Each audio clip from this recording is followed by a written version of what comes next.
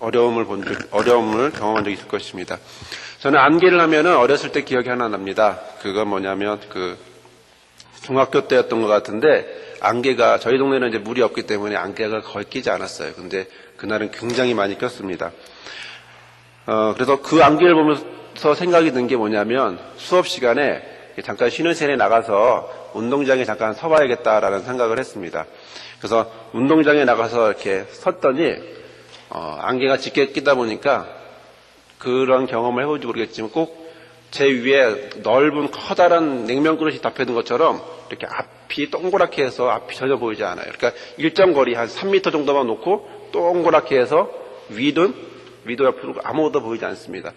그래서 제가 재미삼아서 한번 빙글빙글 돌아서 돌고 난 다음에 교실 쪽으로 한번 가봐야겠다고 생각을 하고서 빙글빙글 돌고 이제 교실을 향해 봐서 이쪽이 교실일 것이다라고 생각을 하고 갔더니 교실이 아니라 정문이더라고요. 그래서 한 번은 또 얼마 전에 있었던 이런 기억이 있습니다. 밤에 새벽에 그날은 굉장히 제가 기억한 것 중에 가장 안개가 짙게 꼈는데 충주로 새벽에 이제 여기서 안성을 갔다가 안성에서 다시 충주로 오는 길이었습니다. 가는 시간 오는 시간 내내 거의 안개로 앞을 보기가 힘들었습니다. 바로 1m 앞도 보이지 않고요. 차가 달리다 보니까 점선들이 있잖아요. 선 두 개 이상이 보이지 않더라고요. 그런 길을 이제 급한 일이 있다 보니까 달려가야만 했습니다.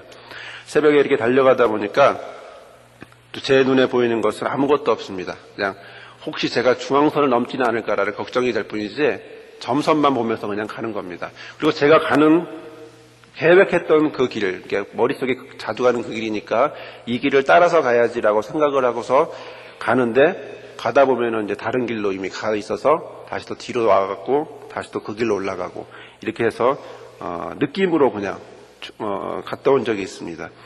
근데 거기 갔다가 돌아오면서는 역시 오고 있는데 아무것도 보이지 않다 보니까 간간히 어쩌다 한 번씩 보이는 충주라고 하는 이정표 하나만 보고서 이제 오는 겁니다. 한 서너 번 정도 본 것 같은데, 그래서 지금 와서 생각해보면 내가 원래 계획했던 그 길이 있습니다. 그 길로 올 줄 알았더니 전혀 다른 길로 하더니 건대 쪽으로 빠져들더라고요. 그래서 그래도 충주로 왔구나 생각을 하고서 간신히 집에 온 적이 있습니다. 네, 혹시나 아차 싶으면 큰일 나기 때문에 계속 기도하는 마음으로 기도하면서 왔습니다. 결국에는 그래도 하나님이 안전하게 지켜주셔서 충주까지 오게 됐습니다. 우리는 인생이라는 걸 생각해보면 아마 이처럼 안개 낀 길이 아닐까라는 생각을 해봅니다. 한치 앞도 보이지 않고요. 바로 뒤도 보이지 않고 옆도 보이지 않는 그런 길이 인생의 길이 아닐까 싶습니다. 바로 안개 낀 것처럼 그런 날을 걸어가는 것이 인생이라고 생각이 듭니다. 이러다 보니까 우리는 내일 일을 자랑할 수가 없습니다. 너무나 막연하고 또 막막하기 때문에 그렇습니다. 오늘 잘 되었다 싶으면은 내일 어떻게 될지를 모릅니다. 마치 오늘 아침에 주식이 잘 되는 것 같더니 그래서 내일 한번 기대를 해봤더니 내일은 더 많은 폭우로 떨어진 것처럼 전혀 예상할 수가 없는 상황들이 우리 주변에는 많이 있습니다.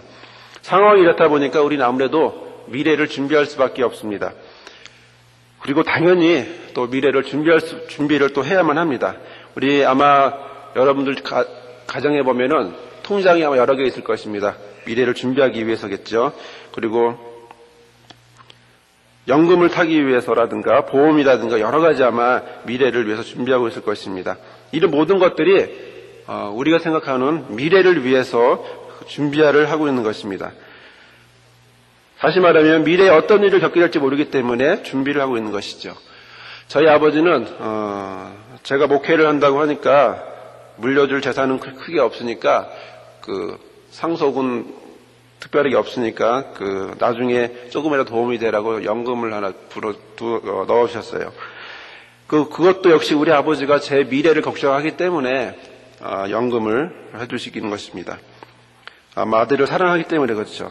그러나 이렇게 미래를 위해서 지금 우리가 허리띠를 졸라매고 또 준비를 하더라도 우리의 미래는 그리 낙관적이지만은 않은 것 같습니다.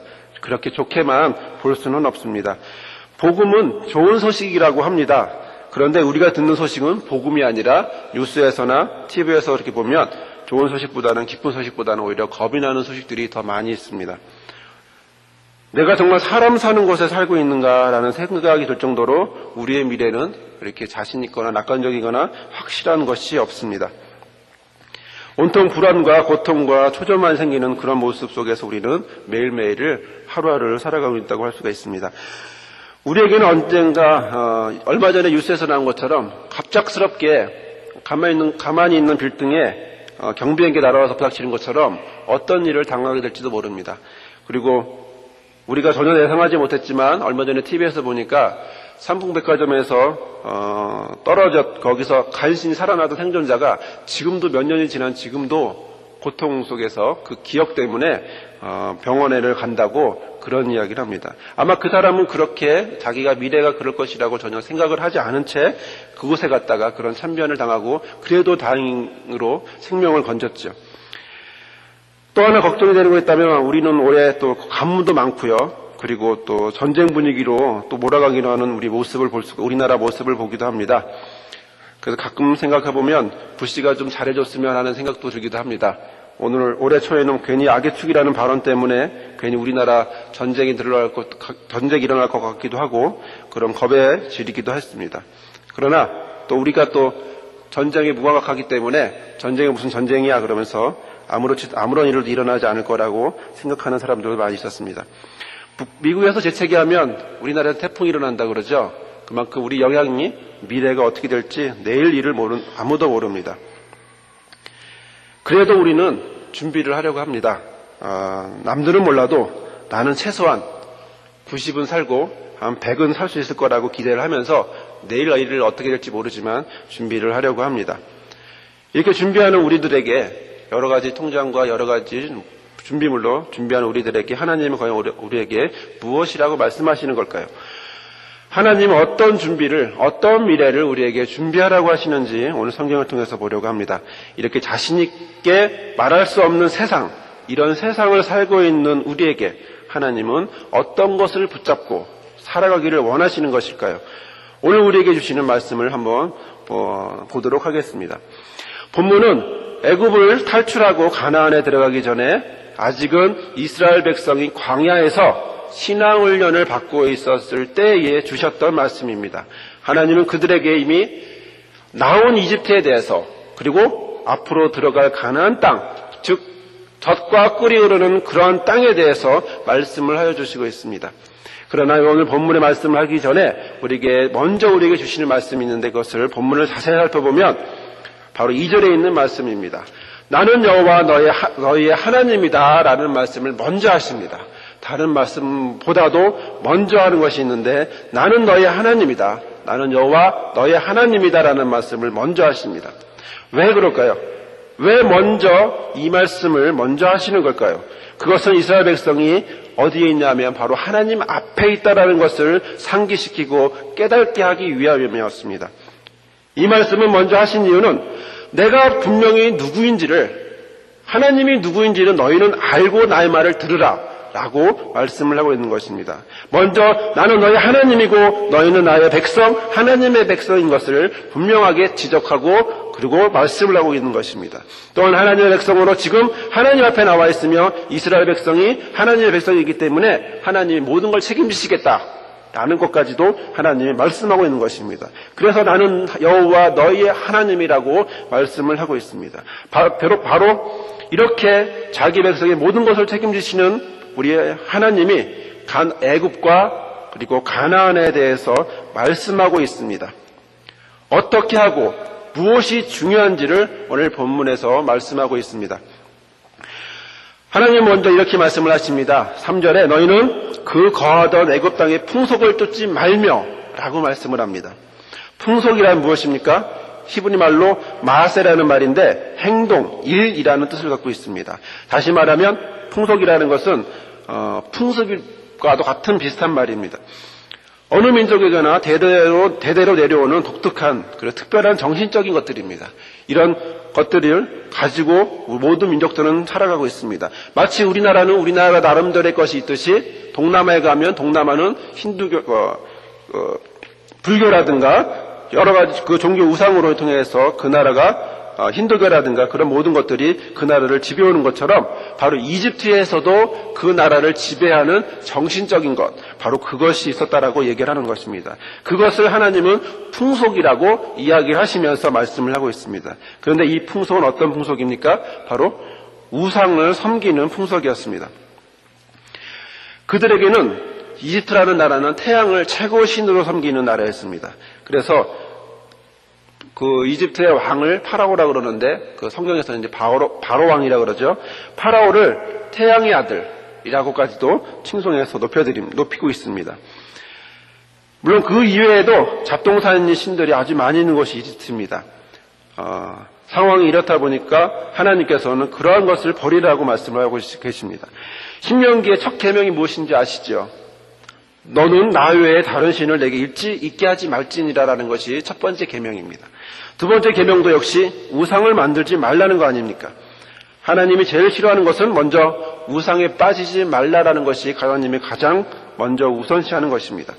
그래서 하나님의 이스라엘 백성에게 먼저 말씀하시는 것은 네가 거했던 애굽 땅의 풍속을 쫓지 말아라 라고 말씀하고 있는 것입니다. 네 기억 속에 있는 모든 애굽에 대한 풍속, 우상을 숨기던 모든 것들, 그런 모든 기억들을 과감하게 끊어버려라 라고 말씀을 하고 있습니다. 하나님은 이스라엘을 애굽에서 탈출시킬 때 5장 3절에서 출애굽기 5장 3절에서 이런 말씀을 하십니다. 모세가 이제 바로 왕한테 가서 했던 말입니다. 그들이 가로되 히브리인의 하나님이 우리에게 나타나셨은즉 우리가 사흘 길쯤 광야에 가서 우리 하나님 여호와께 희생을 드리라오니 가기를 허락하소서. 여호와께서 온역이나 칼로 우리를 치실까 두려워하나이다라고 말씀을 합니다. 출애굽기 8장 1절에도 여호와께서 모세에게 이르시되 너는 바로에게 가서 그에게 이르기를 여호와의 말씀에 내 백성을 보내라. 그들이 나를 섬길 것이다 라고 말하라고 했습니다.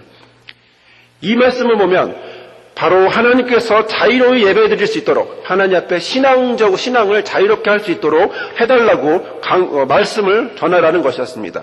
노예였던 이스라엘에게 자유를 주겠다고 독립시키라는 말을 먼저 하는 것이 아니라 이스라엘에게 먼저 필요한 것은 자유와 독립 이전에 바로 하나님 앞에 바로 서고 하나님 앞에 예배를 바로 진정과 신령을 드릴 수 있는 예배를 드릴 수 있다는 것, 그것을 먼저 하나님은 말씀하여 주시는 것이었습니다.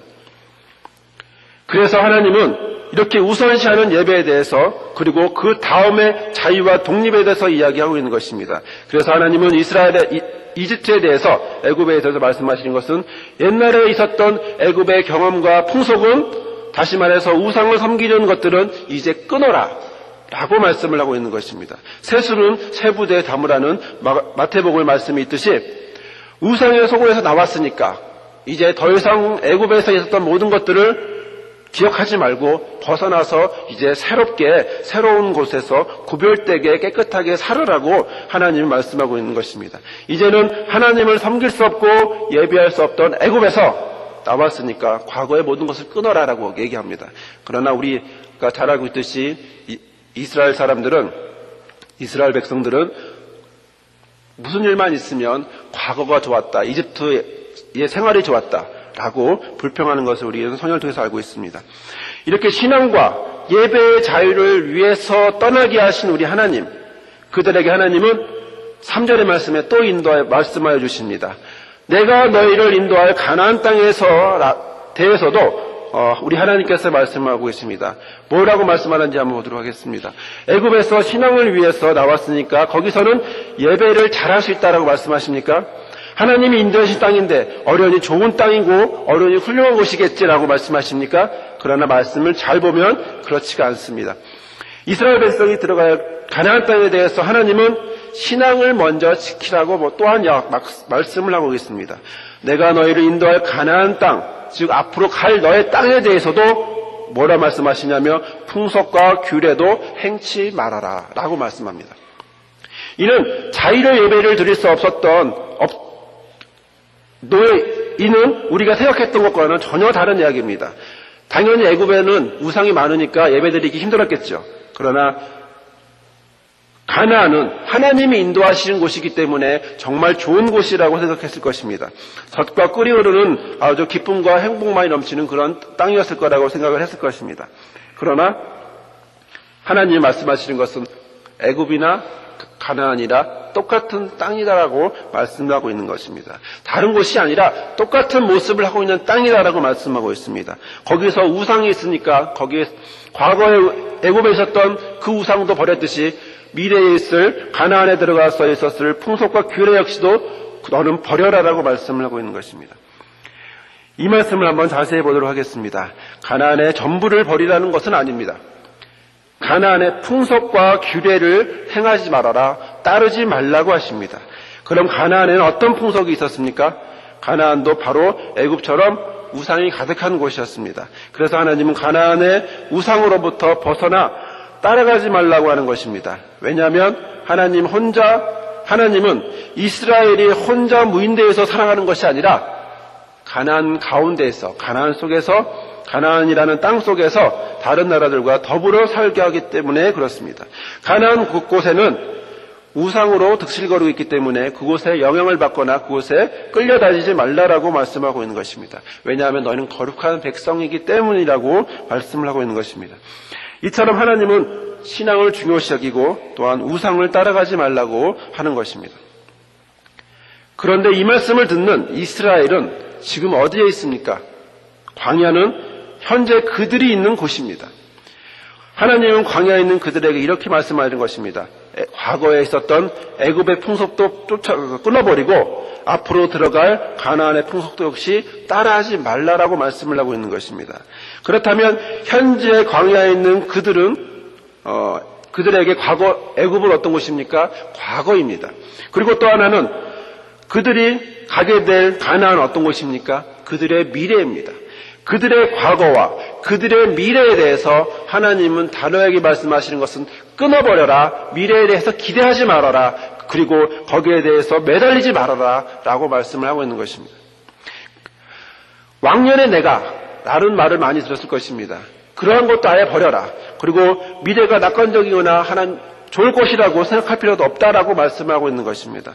그럼 과거도 끊고 미래도 끊어버리라고, 미래도 기대하지 말라고 하는 하나님은 과연 도대체 뭘 보라고 하실까요? 일반적으로 과거는 뒤라고 얘기합니다. 그리고 미래는 앞이라고 얘기하죠. 그러면 앞에도 가지 말고 뒤로도 가지 말고 이렇게 말을 한다면 하나님은 이스라엘에게 과연 어디를 쳐다보고 어디로 가라고 하는 걸까요? 그것은 바로 하늘을 쳐다보라고, 위를 쳐다보라고 말씀을 하고 있는 것입니다.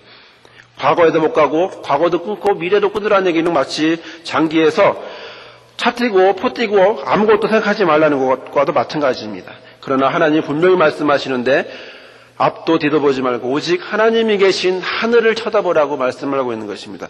본문의 4절의 말씀 보면 너희는 나의 법도를 쫓으며 나의 규례를 지켜 행하라. 나는 너희의 하나님 여호와라고 말씀을 하고 있습니다.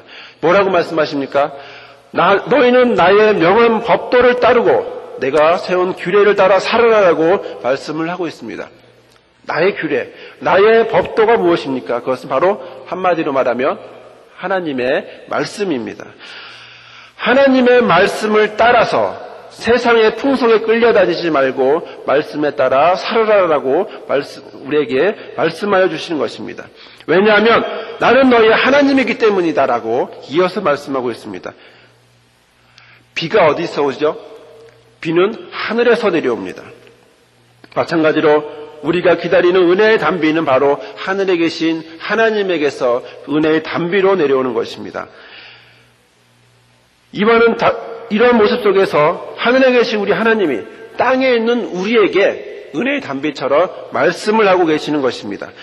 그리고 또한 그리스도께서 하나님이 세상을 처럼 사랑하셔서 독생자를 보내셨던 것처럼 그리스도께서 이 땅에 오신 것처럼 바로 하나님이 이 땅에 있는 우리에게, 하늘을 쳐다보고 있는 우리에게 하나님은 말씀을 하시고 그리고 나의 규례와 나의 법도를 지키라고 말씀을 하고 있습니다.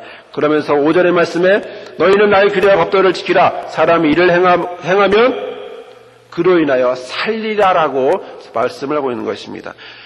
과거를 쫓지 말고 미래도 기대하지 말아라. 오직 볼 것은 하늘에 계신 우리 하나님만 쳐다보며 살아라라고 말씀을 하고 있는 것입니다. 그러면 너희는 살 수 있다라고 말씀하고 있는 것입니다. 신명기 8장 32절에 이런 말씀이 있습니다. 너를 낮추시며 너를 줄이시게 하시며 또 너를 알지 못하며 너의 열조도 알지 못하는 만나를 내게 먹이신 것은 사람이 떡으로만 사는 것이 아니요 여호와 입에서 나오는 모든 말씀으로 사는 줄을 너희로 알게 하려 하심이라 라는 말씀이 있습니다. 하늘에서 내려오는 만나, 하늘에서 내려오는 은혜의 단비, 바로 그것은 우리 현재 우리에게 주시는 하나님의 말씀이며 우리가 살 수 있는 영의 양식이라는 것입니다. 우리는 떡으로 사는 것이 아니라 하나님의 말씀으로 사는 존재이기 때문에 그렇습니다. 사무엘상 17장의 말씀에 보면 다윗과 골리앗의 이야기가 나옵니다.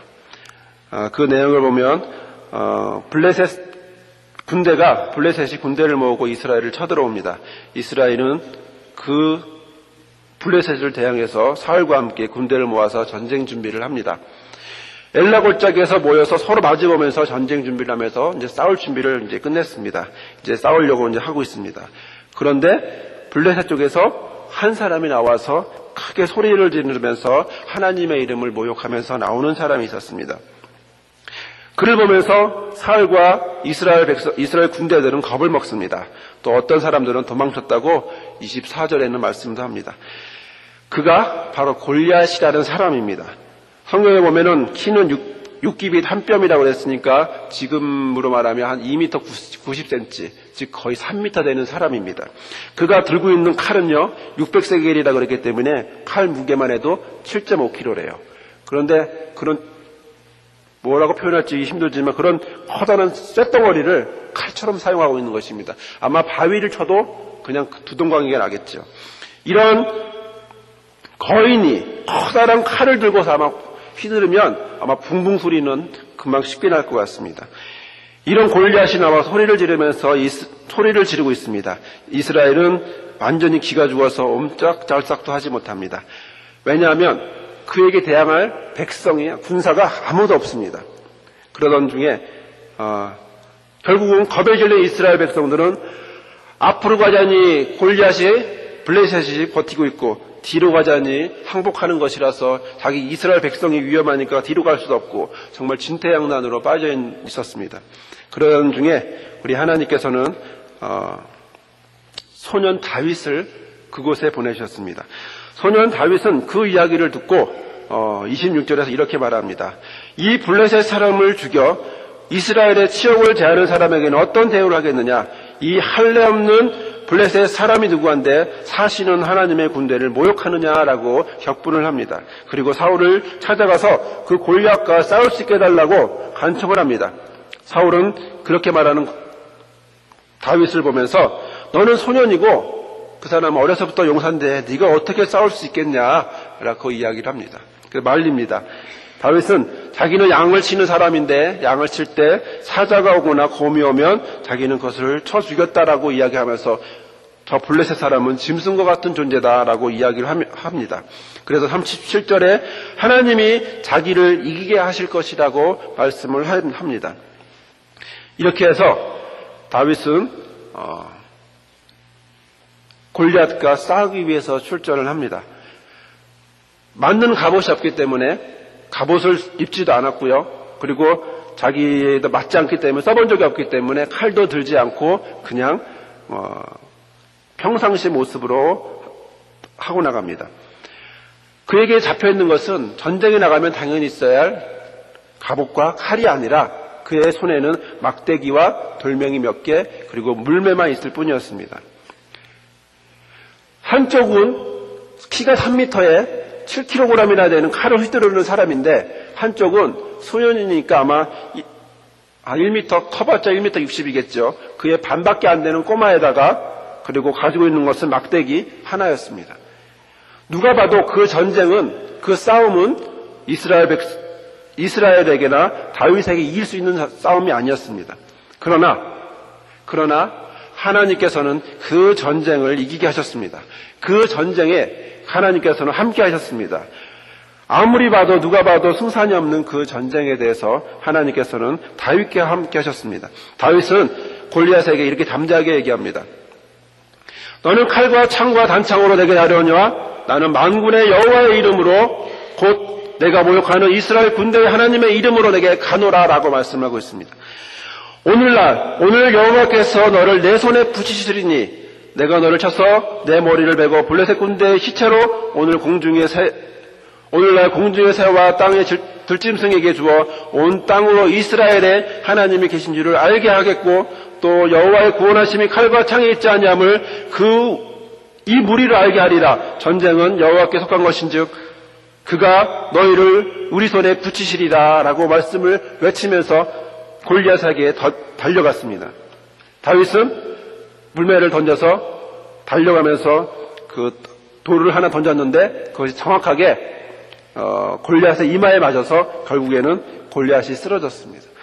결국은 다시 기가 산 이스라엘은 그 전쟁에서 이기게 되었습니다. 골리앗은 자기 신의 이름으로 이스라엘을 저주했고 다윗을 저주했지만 그러나 다윗은 하나님의 이름으로 바로 여호와의 만군의 여호와의 이름으로 그에게 대적하고 그를 이겼습니다.